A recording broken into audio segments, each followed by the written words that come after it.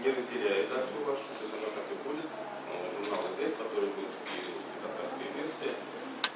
Там он останется директором филиала, главным редактором и два редактора татарской и русской версии. То есть какие-то перестановки большие в редакции не предполагается.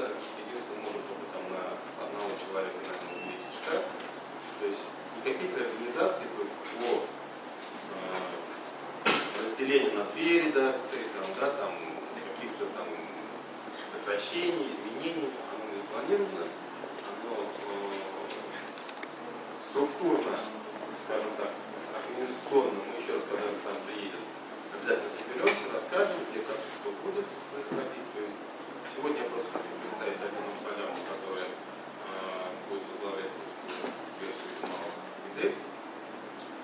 Еще раз говорю, повторяюсь, то есть там директор филиала, главный